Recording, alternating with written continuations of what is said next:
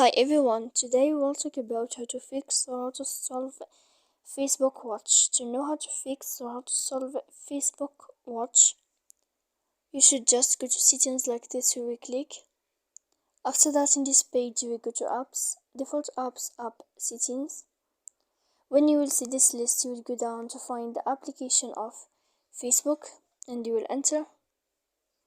Then in this page, you will go to click for stop. When you will end this, you will enter to storage. After that, we click clear cache.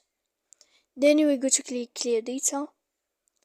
And when you will end all this stuff here, as you see, you can turn off your Wi-Fi.